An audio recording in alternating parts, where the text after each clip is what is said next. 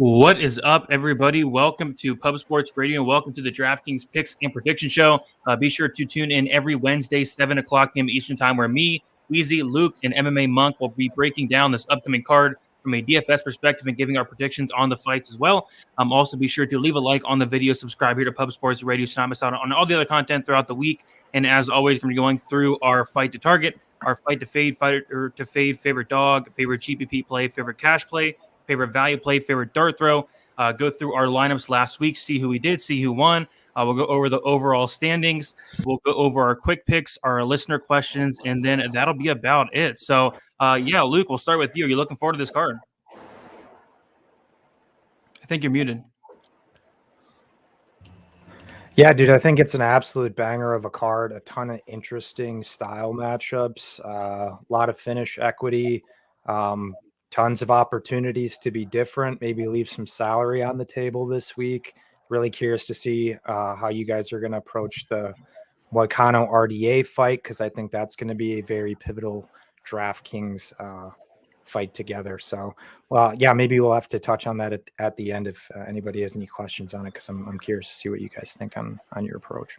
Yeah, definitely. That fight getting added in those salaries, we definitely have to talk about that. Weezy, how about you? Looking forward to this card? Definitely. I mean, there's so many great fights on this card, and with the Moicano fight, being 7,300, there's a lot of interesting lineup construction possibilities this week. Add to that it's a pay-per-view card, bigger contests. It's a great week to talk some DraftKings. I can't wait to get into it with you guys. Yeah, and then last but not least, Monk, what is up? You looking forward to this card? Absolutely. What's up, fellas? Man, this is a decent pay-per-view on paper, but I think this one's going to have quite a few finishes and some really high scores. So like Weezy said, lineup optimization is going to be key this week. So I am excited. Sounds good. Let's shout out the chat before we get started. Again, if you guys can leave a like, that's always much appreciated. Noah, first one in the chat saying, thank you guys so much for dropping so many of these. I'm trying to retire myself from roofing this weekend with these apps, man. Well, hopefully you hit big Noah, maybe take down a contest. We got Lou Betcha. Shout out to Lou Betcha. Me and him will be going live on the MMA Engine channel at 9 o'clock, breaking down the RDA and Moicano fight. We got Sean in the chat. As always, let's go, Brady. Let's go, Sean and Chris as well, saying I plan on paying off the mortgage after UFC 272. I think we're all planning on doing that, Chris. All right, so as always, let us start with the fight to target, and I'll kick this one off. I'll put the boring answer here, and it's going to be the Rafael dos Anjos Renato Moicano minus 110. Fight doesn't go to decision.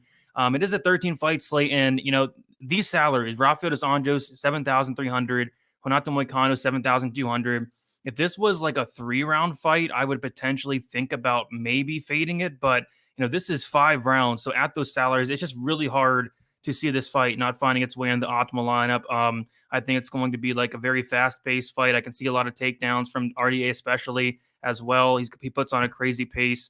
And again, this 5-round fight, I think the winner, I think he finds the optimal lineup. So for me, I think it's my favorite fight to target. I don't really see myself being heavier on any other one. Monk, how about you? What's your fight to target for this week?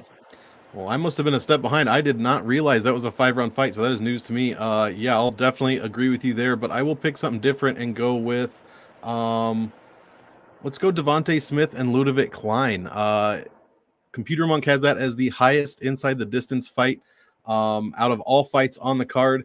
Devonta Smith scores extremely well, 111.5 points, averaged over 3 wins, getting a decent value. He is about $600 cheaper than his average salary, so you're getting a deal there, averaging over 3 points per minute. He does give up 108, almost 109 points per loss, and he is going against Ludovic Klein, who had a good entrance into the UFC, but has dropped 2 straight since then, so I don't really know what to think.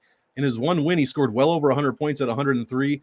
So if he can find Smith's chin or get that head kick knockout that he's known for, I mean, he could score very well. My fear is that if this goes past the first round, Klein's not going to be able to score very well at all. So I am going to target this one as my favorite. The salary voodoo is strong with this one as well, with the winner making the optimal lineup at about 60% in this salary pair. Where are we? 68% actually. So very good salary voodoo there. So I'm going to target that one. What do you guys think? Sounds good. I like that one as well. Weezy, how about you? What is your favorite fighter target this week? Yeah, I'll give you guys Spivak Hardy. Both of these guys score big in wins, and Spivak in particular gets styled on in losses. So this should be a high-scoring fight. It's got the best fight doesn't go to decision line on the slate, and Spivak's got serious grappling upside. He got 8 takedowns against Tai Tuivasa in less than 2 full rounds. And Greg Hardy, I mean, has real first-round power. So whoever wins this fight should be almost guaranteed to score over 100 points, it feels like. And with the best fight doesn't go to decision line on the slate, that's always, leading towards some upside. So, yeah, I don't see this fight seeing the third round. I think somebody's going to get finished. And if you got that guy in your lineup that wins, you're probably going to be optimal. Yep, another good fight to target. Luke, how about you? Like any of those, and what else you got for us? Yeah, I'm going with Monk as well on Klein Smith, third best ITD line on the slate, roughly 66% implied to finish. Klein, 94% finish rate in W's. Smith, 100% finish rate in W's. The concern is I wouldn't say either are like output machines necessarily, but both can absolutely crack, especially Klein with that left hand, that high kick, and that big straight right of Smith. I do think Smith has athleticism and speed advantages in the matchup, but I also heavily question his durability at this point too.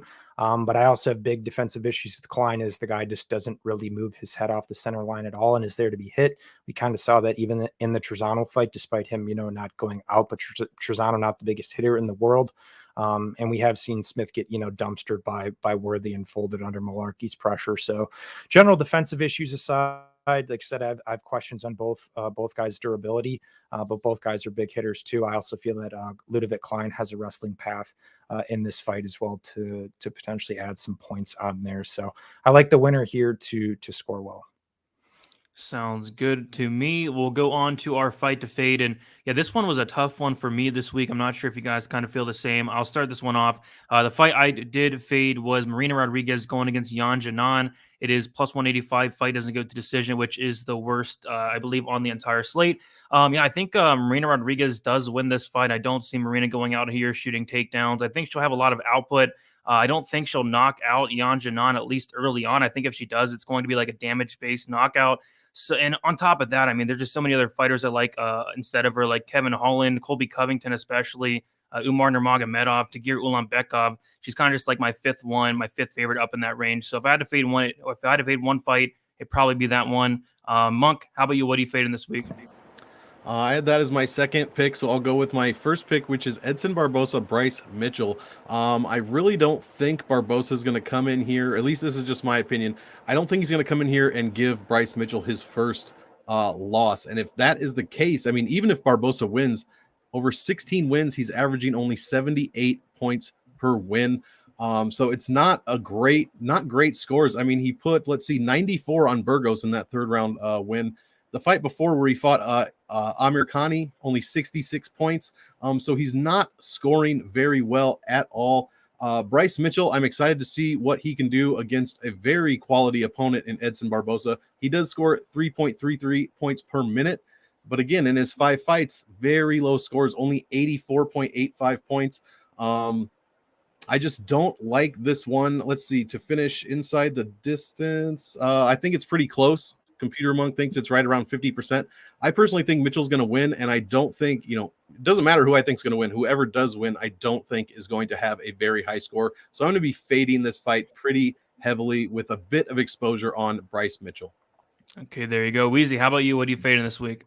I'll give you guys Umar Nurmagomedov versus Brian Kelleher. And I'm fading this one more due to the salaries than due to the potential of both fighters. I kind of see Umar winning this fight wherever he wants it, but it'll be difficult for him to pay off this salary. And there are plenty of higher upside options this week with lower salaries in the high 8K and low 9K range. Umar is so good defensively. He's averaging less than 1 significant strike per minute absorbed, and that was against Sergey Morozov, who's a pretty damn good grappler in his own right. So he's so dominant in the grappling exchanges. I think Kelleher is kind of dead money, and he probably won't even be good for a punt here just because Umar is so defensively responsible. I just don't see a path for him scoring points. So I don't feel like I'd want to punt with Kelleher, and I feel like 9,600 is too much to pay for Nurmagomedov, so I feel like it's a good fight to just pass on. Stay in the mid-range. The mid-range is stacked this week. Luke, how about you? Yeah, so I'm actually going a little contrarian this week, right into that mid-range in Nzechukwu and Negumereanu. Obviously, the two female selections are probably the most obvious ones, but especially public pay-per-view slate looking to definitely be different here, as this one is, I think, the fourth best inside the distance line or close to it on the slate. In full transparency, I definitely wouldn't outright fade this fight, but I'm probably going to be underweight to the field on it. The large chunk of both guys' fights have finished, which makes it more of a contrarian play. But I also think both guys traditionally are pretty durable fighters in the aggregate. I know that Nzechukwu got blasted in his last outing by Jung, but Jung's a pretty solid prospect who can absolutely bang. But prior to, he's survived dominant grappling positions from Marquez, who's a black belt, and took an absolute shelling from Alberg. In fact, 83 significant strikes in that first round from Alberg, who's a pretty talented kickboxer. Did not go out there. So based on the Jung fight, I'm not willing to say that Nzechukwu is not durable. I still think he is. And we've also seen Negumereanu take some really, really big shots in these Safarov and Kamler fights as well. So it's going to be kind of one of your sweaty, grab a beer, a joint, cigarette, whatever you fancy, because it's going to be a high action fight on the feet, most likely. I wouldn't be shocked with the finish, but it also just feels like it's something that's going to get high ownership, and based on a high volume of strikes, no one goes out, dominant, close striking based decision. That's not going to do it on this card. And I think the 8.28 busts here. There you go. So we all gave 4 different ones there. Very interesting stuff. Yeah, can't wait for that Negumereanu and Nzechukwu fight. It's going to be so funny. But we'll move on to the fighter to fade. Again, I kind of struggled with this. I'll let you kick this one off, Weezy. Which fight are you fading this week? So I'm going with Dustin Jacoby this week. I just don't like his price at 8,600. Dustin scores over 90% of his points from striking and scores just under 3 DraftKings points per minute raw. So in a decision, that translates to like 75 DraftKings points. And I think Oleksiejczuk is really live in this spot. And outside of an early KO, I really don't see a lot of upside for Jacoby here at this price. And Oleksiejczuk is just kind of a very difficult challenge to prepare for, and Jacoby's fights, he in my opinion, he kind of thrives when his opponent just plays that kickboxing game with him. But Oleksiejczuk is going to kind of like march him down. I think it's going to be a greasy fight, and I don't see many ways for Dustin to pay off this salary. I think Oleksiejczuk is weakest when he's on his back, but we just haven't seen Dustin Jacoby grapple offensively. So, yeah, I'm going to fade him this week. Yeah, actually, I do like that call. For me, I'm going to go with the Kennedy and Nzechukwu side, 8,400. The reason being is this guy, first of all, he takes a while to get started. There's a good chance that he just completely takes off the first round covering up. And then on top of that, you need a steel chair to knock out Nicolae Negumereanu. So kind of just fading Kennedy here. Maybe he can get a late finish, but even then, how well is that's going to score? So not going to have a ton of Kennedy. Also don't hate that Jacoby call. Luke, how about you? Which fight are you fading this week? Yeah, I'm going up to the top. I'm going Emrod at 9.3. I've been pretty vocal about saying that I think she's one of the best strikers in the women's 115-pound division for quite a few years, but she's not getting a cupcake matchup at all this week in Jan. I do think Marina is the better striker, but Jan is also high output. She's super durable, and I do think she has sneaky wrestling upside in this fight. It's also important to note that Rodriguez has dropped around via wrestling in virtually all of her UFC fights, and this is only a 3-round fight in comparison to Rodriguez's recent stint in 5-round fights. So at 9.3, I think Rodriguez is almost certainly going to need a KO to end up on the optimal lineup, especially given that she's that expensive and has pretty much little to no wrestling upside. So 3rd most expensive fighter on the slate, but only the 12th best inside the distance line at sub 30%. Not for me. Sounds good. So we got Rodriguez, we got Kennedy, and we got Jacoby. Monk, what do you got for us? I love all those picks. The one I did not have on that list that I will go with is Marina Moroz. And it is kind of an obvious pick, but my reasons why are pretty concrete in my opinion. I mean, she's only 7,400. She scores only 2.34 raw DraftKings points a minute, 75.5 points when she wins, and that's over 5 wins, you guys. She does give up 95 points, so if you're on the Agapova side like I am and probably many other people, that is a great number for you.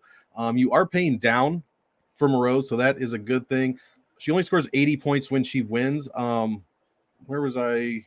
Let's see. The main reason I'm fading her, guys, is because there are so many other fighters below her in salary that I will be targeting over her, and it's not even a question. I mean, RDA Moicano, Tim Elliott, maybe Alex Oliveira over Kevin Holland, who I might also be fading this week a little bit. Even Xiaonan, I like better than Moroz. So I just think there's several fighters salaried cheaper than she is that I will be playing much more of. So I'm going to be fading Moroz this week. There we go. 4 different ones. Again, we'll move on to our favorite dog. I'll let you kick this one off, Luke. All right. I am actually going Barboza at 7.9. Second best inside the distance line of any dog on the slate at a little less than 30% implied. He's obviously very boom or bust in the sense that Mitchell could come out here and just ragdoll Barboza. That's probably the most likely outcome. That's more so what I lean to. But I think it's also important to note that the two main guys have had that kind of just ragdoll wrestling-based success against Barboza in the more moderate recent years were Kevin Lee and Khabib, but also up at 155 pounds. And we know both are extremely strong wrestlers. This fight is back down at 145 pounds since Barboza has dropped. So I think there's a strength factor. We actually now see Kevin Lee fighting up at 170 for some context now. But Barboza still stuffs at 78% in the aggregate. And when this fight is standing, I mean, the levels on the feet between these two guys are absolutely massive. Mitchell, from a technical acumen to speed and power, is just at a massive deficiency here. I just don't like what I've seen from him at space at all. Also, he pretty much has to wrestle, get extensive top time, 8, 9, 10 minutes of control, potentially find a sub. But I think Barboza is just incredibly live to nuke him at any point, coupled with the fact that this is just a gigantic step up in competition for Bryce Mitchell. So nothing I feel supremely confident about, but if Barboza is to win, it's probably by knockout and it's probably within the first 2 rounds. So I think he'll definitely maximize his price tag if he does win this fight. Yeah, made some good points there.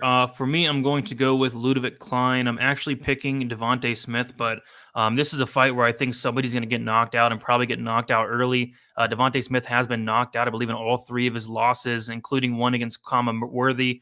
Just got knocked out by Jamie Mullarkey as well. I think Klein's very live for a knockout. I don't trust the chin of Smith, so I do like the underdog price of Klein there at 7,700, I believe. Weezy, how about you? Who are you liking for a dog? Dude, I'm not going to even give you one because I like every dog between 7,200 and 8,000. If you need your Uncle Weezy to help you pick a dog this week, it's time to give up DFS. You cannot help yourself. This DFS is not for you. I mean, every single one of these guys is live. You can find 7,200 or 7,300 in the Dos Anjos Moicano fight. Klein, Hardy, Oleksiejczyk, Barboza. I mean, any one of these guys has serious upside this week. They're all live. Take whatever dog you want in order to fit in the higher salary guys. They're all high upside. If you had to pick one, if you had to pick one, which one would you pick? If you had to. Come on, Brady. I know it's tough. All right. Let's see. You had to pick one of them. Okay. I'm gonna go with Oleksiejczyk. Okay, there you go. Yeah, like you said, there's a ton of dogs this week. Monk, how about you? Weezy came in, picked half the field, and then stole mine right out from under me. I'm going to go Oleksiejczyk as well. So let me back you up, Weezy. $7,600. You are getting him at $700 cheaper than usual. These scoring metrics are fantastic. Top 7 raw DraftKings points per minute at 3.58. Scores 106.5 points when he wins, and that's over 4 wins. That's also the 7th best number on the entire card. He's outscoring his opponents by 0.8 points a minute. He's given great value. I like him to actually win this fight. The fight order probability is not great. The salary, let's see, a little bit of salary voodoo for the 7,600. I love this fight for salary voodoo. Whoever wins this is the 62.5% of making the optimal lineup. This salary pair, the 86 and 76, is fantastic. And like whoever said they're fading Jacoby, I'm on that side as well. So I absolutely love Oleksiejczyk this week. I mean, in 3 of his 4 wins, he's put up over 100 points. Like Weezy said, he's not going to just, back up and counter strike. He's going to walk forward and throw strikes and hopefully finish Dustin Jacoby. So he is my favorite dog this week. Sounds good. There, tons of dogs this week. We'll go to our favorite GPP play here. I'll kick this one off. For me, I think there's a ton of options. I really like Jalen Turner. I really like Devonta Smith. I think I'm going to go with Bryce Mitchell, 8,300. I'm not confident in him winning, but I am confident in saying if he does implement his game plan, which is going to be, relentless takedowns, a ton of top control, maybe a late submission, I think Bryce Mitchell at 8,300 has a good chance to score pretty decent here. But yeah, this is a huge step up in competition. But I think if he gets his way, I think he scores pretty good. So give me Bryce Mitchell as a GPP play. Don't love it in cash. But Weezy, what are you looking at for a GPP play here? I'm going to go with Jalen Turner this week at 8,200. I love the salary right there for a guy that gets, finishes 100% of his pro wins. This is a guy who's finished 100%, is priced in the middle of the pack, and he has the 7th best inside the distance line on the aggregate. But if you look, he's 2 or 3 points away from being the 3rd best inside the distance line. His grappling game is underrated. He's very efficient there. He stops takedowns at a very high percentage. And when he does go for takedowns, he gets them and he finishes fights. He's got a good top game. His length is very difficult to deal with, and everything comes straight down the pipe and it hurts. I really like Jalen Turner in this spot. And he's got the 13th highest price, despite the fact he's got that 100% finish rate and almost the 3rd best inside the distance line on the slate. So I think it's a great GPP play this week. Yeah, I'm right there with you. I'll have a ton of them. And I will also have some Mullarkey as well. I think that fight in general is a good way to target. Luke, how about you? Who are you liking for a GPP play? Yeah, I'm going main event fave. Colby Covington, 9.4. He's just the perfect archetype of a fighter you want to target on DraftKings. Strong wrestler who can land a high volume of takedowns through a ridiculous amount of volume, coupled with having, strong cardio that can be consistent throughout the course of either 15 or 25 minutes. Masvidal has historically shown good takedown defense, but it's kind of that grinding archetypes, that Covington, or that archetype, I should say, that Covington brings that have given Masvidal troubles historically, and guys like Damian Maia, Kamaru Usman. And Covington has scored no worse than 136 points in 3 of his 5-round fights to date. I just don't think it's a great style matchup for Jorge. He's probably relying on having to knock out Colby within the first couple rounds, because I actually do think Jorge is going to put up some resistance early, but Colby is just going to pace him over the course of 25 minutes. So yeah, I love him at 9.4 in GPPs this week. Definitely right there with you. Monk, how about you? Who are you liking? I mean, there's no other choice in my opinion. Colby Covington, I agree with Luke 100%. 9,400. I mean, that is expensive. You're paying $800 over his average, but you're getting 4.5 points a minute. That's the 2nd best rate on the card. You're getting the highest scoring rate per win on the card at 121, almost 122 points per win over 11 wins. What kind of nonsense is that? That is a crazy number right there. I don't even have to go on after that, but I will. His average value is over 12. 81% of his 11 wins, he scored over 100. 72% of those 11 wins over 110. I mean, come on, man. This guy is a scoring machine. He's built for DraftKings. Like Luke said, his takedown ability is crazy. He scores the highest number of takedown points per minute at 1.37, 0.81 control time points per minute. That's over 2 points a minute on the ground. That's without his striking numbers, which is about 2.3 a minute, also the 4th highest on the card. And lastly, Masvidal. He has good takedown defense, but he allows over 0.5 point per minute in takedowns. That is 17th lowest on this card, and 0.38 control time points a minute, 15th lowest. So he's definitely susceptible to that ground game. I hope this goes 25 minutes, man. It's just going to be, I mean, Colby Covington is going to score 150 points. I absolutely love him. I'll probably have him in 100% of my lineups. There you go. I like it. So we'll move on to favorite cash play, and I'll start this one off. And it's Colby Covington for me. I really don't see myself not playing him in cash, like you said, Monk. I mean, he has 5 rounds to work with. It probably does go 5 rounds at very late. Relentless wrestling, relentless pressure, control time, a ton of strikes. It's just really hard to not fit Colby Covington in there, even at the price tag. Like if he was 9,600, I'd still make an effort to get him in there. So I really like Colby Covington in cash. I think he's very safe as well. Hopefully he doesn't get knocked out within the first 2 rounds, but I think he'll be okay. Weezy, how about you? Who are you liking for cash? I was going to say Sergey Spivak this week. He's got the 2nd best inside the distance line on the slate. He has some high grappling upside, and he's live for a 2nd or a 3rd round finish against Hardy, who has notoriously bad conditioning and a subpar ground game. The price savings combined with the fact that he's the 7th highest salary and he scores 3.67 DraftKings points per minute and he's scoring 41% of his DraftKings points through grappling. So this lines up as a nice matchup if he can avoid getting starched in the first, that is. So, but I think if he does, we'll see Hardy start to fade, stop being able to stop the takedowns, and that's when we'll see Sergey get on top and finish. Yeah, definitely. One takedown is all it's probably going to need. Luke, how about you? Who you liking for cash?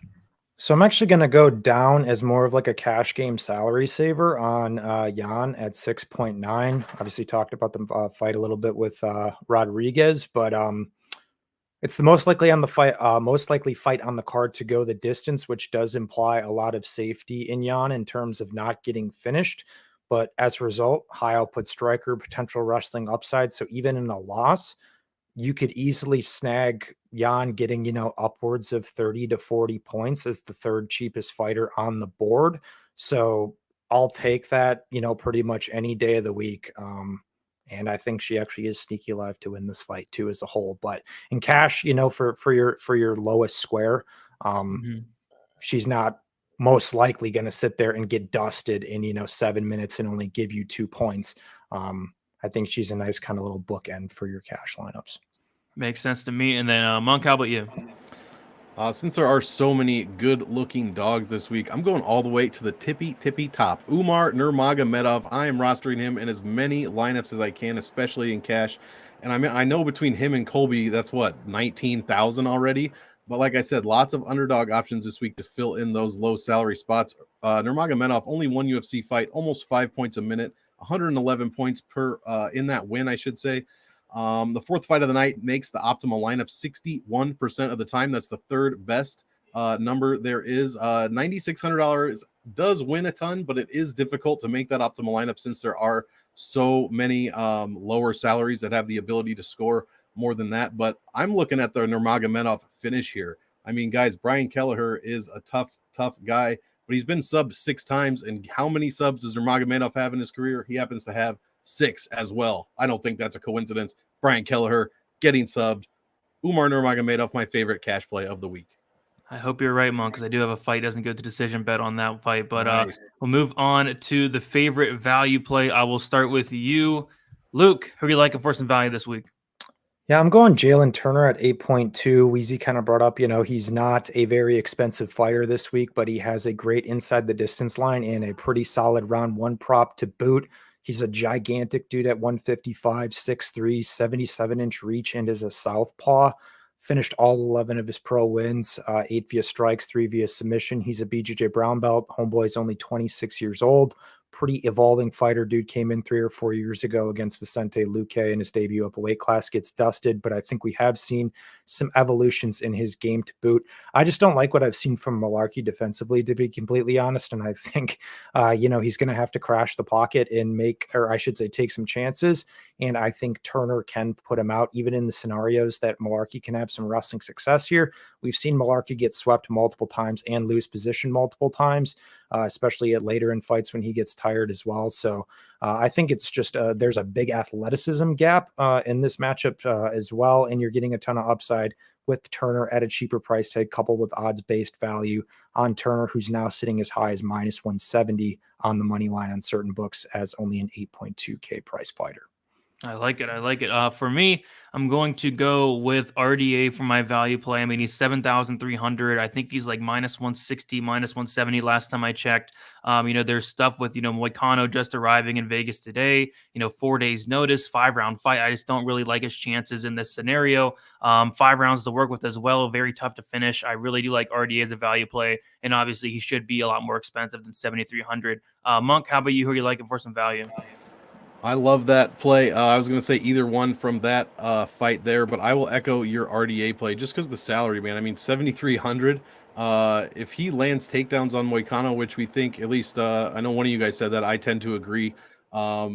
He should be able to take him down a few times. I mean, the guy averages 101.8 points in 19 UFC fights. I know DraftKings hasn't been around that long, but if you do put DraftKings scoring on all 19 fights, that's 101 points. I mean, the guy's at 94.5 points per decision, and that is a lot of 5-round fights, which I did just find out, as you know, that this is a 5-round fight. So I love the opportunity if it goes longer.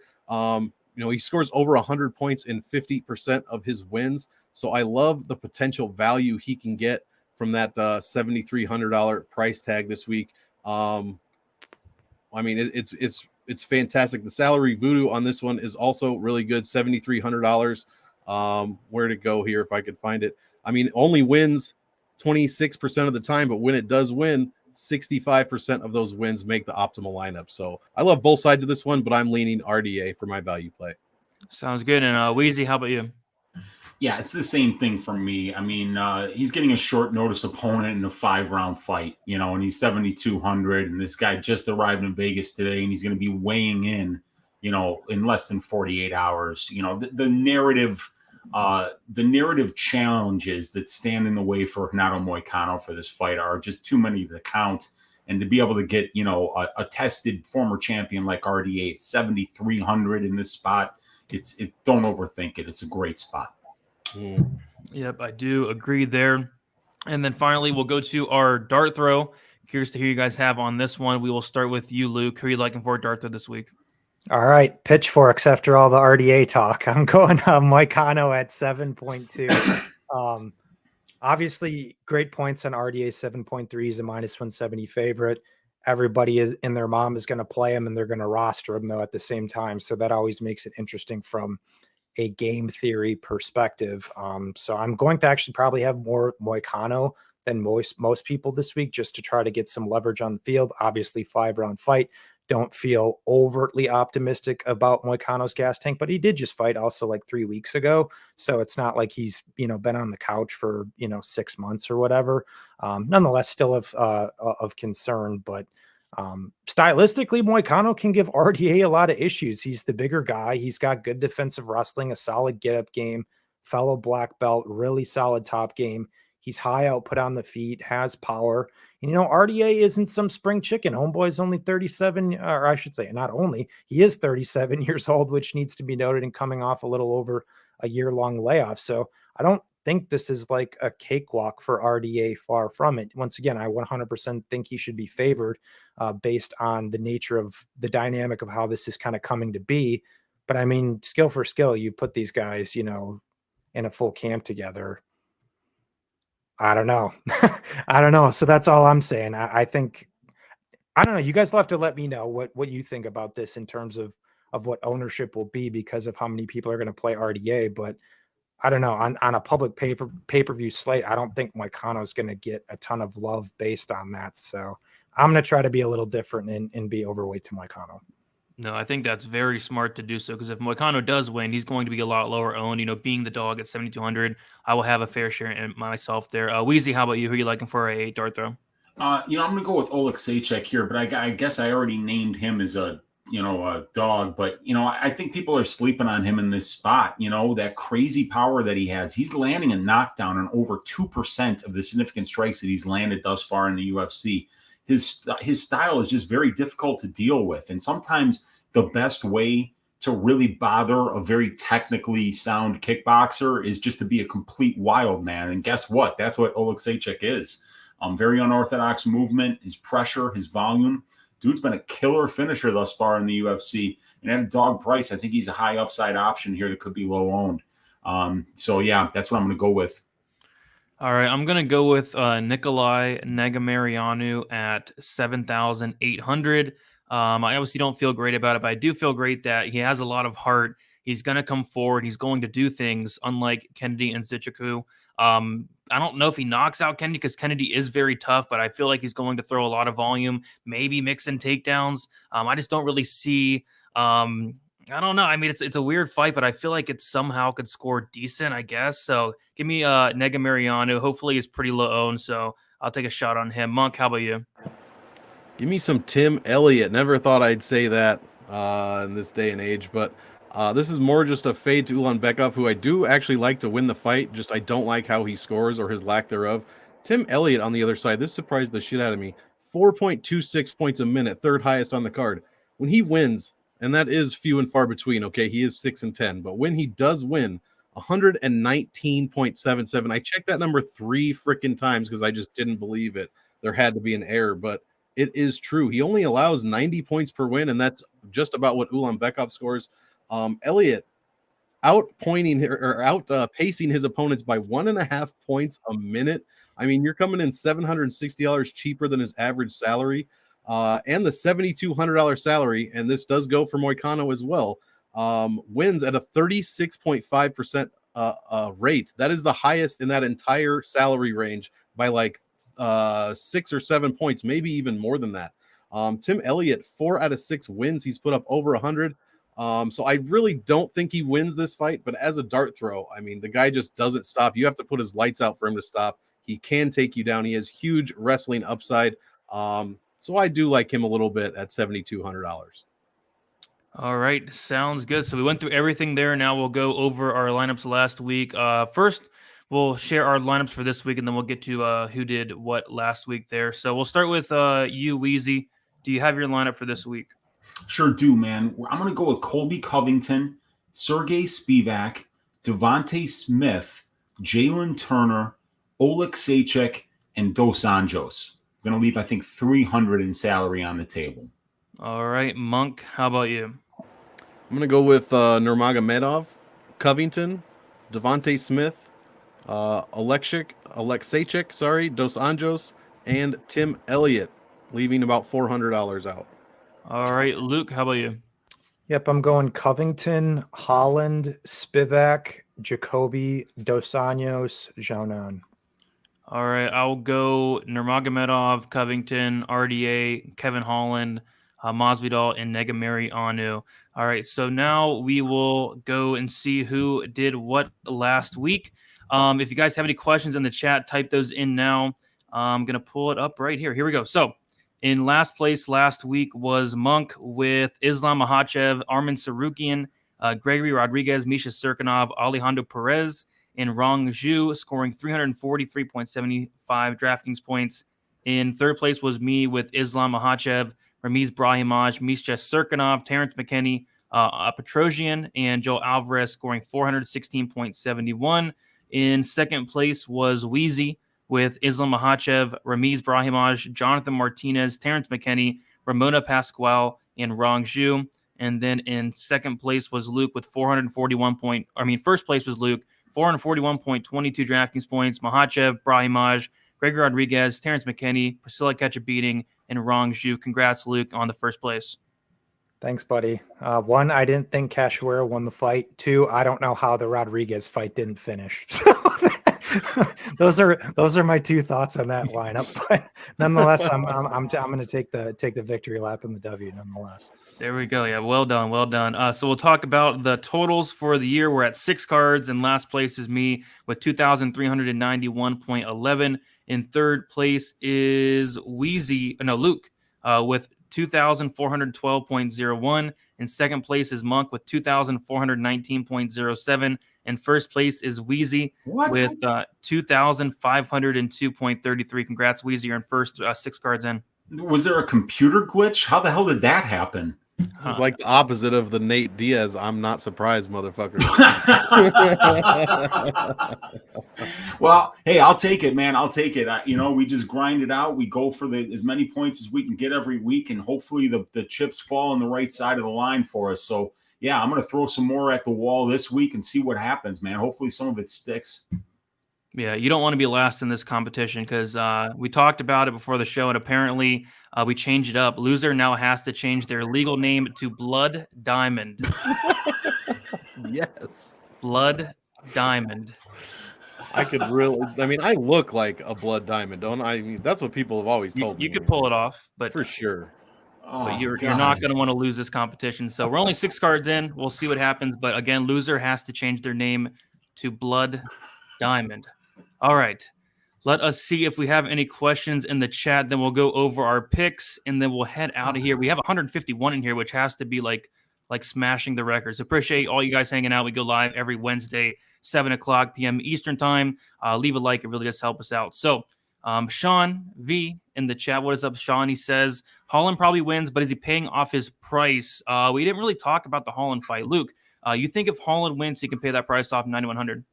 Yeah, I think he finishes Oliveira. To be honest, I think Oliveira is showing up for a paycheck at this point. He's consistent to do dumb shit. He has a poor gas tank. Holland going down 15 pounds here. He's going to be much longer, bigger, crisper, faster. He's fighting at an optimal weight class, in my opinion. So, yeah, I mean, I can see maybe some grinding merit to Oliveira early, but he just looks like shit in extended fights. So I 100% think Kevin Holland will pay off his salary this week. Monk, how about you? Anything to back it up for the stats? Yeah, I agree. I mean, when Kevin Holland does win, he scores over 100 points, almost 102 points per win, 3.19 points a minute. Oliveira does not give up a ton, but if you agree with what Luke said, which I happen to be someone that does agree with that viewpoint, I think Oliveira is here to get finished, and so I like a triple-digit score here from Holland if he gets that early finish. Okay, nice. I totally agree. Weezy, this one's a good question for you. Bonk Weekly says, what is the MMA engine? Okay, so the MMA engine is going to be a collaboration between myself, Monk, DFS by the Numbers, and Lou Betya, where we are going to be creating a place for content creators in the MMA space to share their work with the rest of the MMA community. And we're planning on, we've already built a database that's going to house all the stats, that I've put together and a lot of the salary voodoo and a lot of the stuff that Monk does. We're going to put it all in one place. We're going to provide a ton of content, a place for other content creators to pimp their content to others, and some other things that will be some really great information for people that are looking to make better DFS and gambling decisions as they specifically relate to MMA. Well said. And yeah, me and Lou Betcha will be going on there at 9:00, breaking down the RDA and Moicano fight as well. So check us out there. I guess we will take this and give it to Luke here. Would you say that Bryce by sub is the best bet for him if somebody was to bet Bryce Mitchell, or do you think it's more just so decision? Khabib can sub him, bro, at 155. That's all I'm going to say. Kevin Lee, even the Kevin Lee stoppage was a corner stoppage, I believe. So Kevin Lee didn't even officially finish him. Once again, those are the two fights where, the guys really put the pace on him on the ground. Bryce Mitchell's a talented wrestler, good grappler, no doubt about it, but I'm not willing to put him in that stratosphere. I would say play Mitchell by decision personally. Sounds good. Well said there. Well said there. Boston Nick, what's up? Nick saying smash it like, and I totally agree. Let us get to our quick picks here.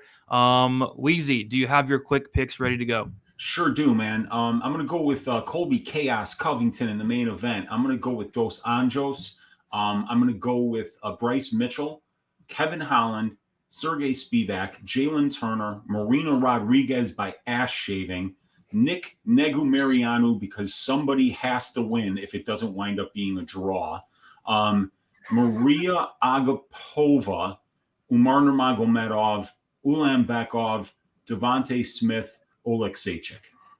Sounds good. Monk, how about you? Who are your quick picks?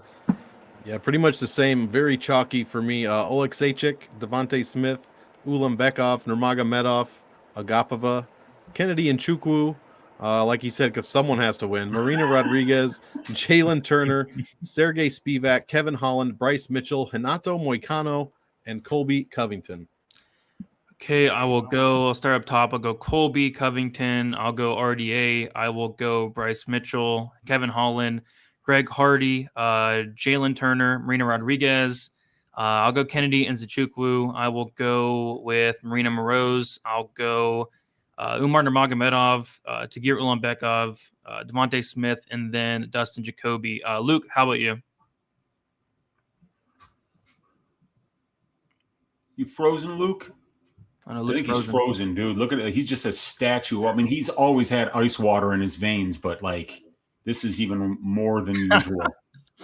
All right, so we'll see if Luke can get back here. But until then, Weezy, let them know where they can find you, what you have going on throughout the week. I know you're doing a couple content things tonight, right? Yeah, for sure. You can find me on my YouTube channel, Uncle Weezy. I'll be going live a half an hour before the Club and Sub podcast tonight for a very special Story Time with Uncle Weezy, where I will talk to you guys about what got me to this point, how I wound up here as an a YouTube content creator, and where I'm planning on taking this in the future. I think it should be really interesting. Get you out of there before the Club and Sub starts. I'll also be going live after the Club and Sub tonight, 10:30 Central Time, for a Balls Deep breakdown. I'm thinking of doing the Bryce Mitchell Edson Barboza fight because I think it's fascinating. If any of you guys have any ideas on what you'd like to see, anything besides Negumereanu and Nzechukwu, we'll definitely entertain the possibility. But yeah, check me out on my channel. Check me out on Pub Sports Radio every Sunday for Stat Diggers, every Wednesday for the DFS show. And yeah, thank you guys for hanging out on a Wednesday night with us and talking DFS. It's always a pleasure to do it with you guys. Sounds good. Well done, Weezy. Monk, how about you? What do you have going on throughout the week for some content? I got a couple of things already out, most notably my game theory video that is on my channel, Monk Maddox on YouTube. Please give it a like and subscribe, you guys. Those numbers are growing, but they could grow even faster. Also follow me on MMA or on Twitter at MMA. I don't even know my own Twitter handle at Monk Maddox. It's right there below me. So even if I say it wrong, just do that. Other than that, guys, be aware of MMA Engine. Follow that channel on YouTube. We have content coming, I believe, tonight for sure. I'm doing a show, I believe, that will be posted tomorrow where I kind of go in depth on a few fights on the salary voodoo stuff that you've been hearing about. It's just a different way to look at fights, kind of probabilities, kind of a game theory perspective. Other than that, guys, that's what I'm most excited for. And thanks again. This has been a great episode. Sounds good. I was hoping Luke would come back, but looks like he's off. Hopefully he's all right. But it's all good. You can follow me on Twitter, DFS_numbers, Instagram, DFS by the numbers, YouTube, DFS by the numbers. I'll be going live on the MMA Engine in about an hour and 13 minutes with Lou Betches. So come check us out there. And then, yeah, live stream Friday, live stream Saturday, 1 hour prior to the prelims. Thank you all for hanging out. We're at 182 on the back end here, so you guys can smash the like button. Check out Nick saying, join myself and some of the boys Saturday for the fights. Yeah, make sure you subscribe to Post Sports Radio so you not miss out on that as well. And then Boss Nick saying, Brady, he chugged Soko, and I did do that Halloween night a year ago, and it was bad. It was very bad. So hopefully it doesn't happen again. But that's about it, guys. Good luck. And again, loser has to change their name to Blood Diamond. The stakes are on the line. Continue to tune in every week to see who has to do that. All right, guys.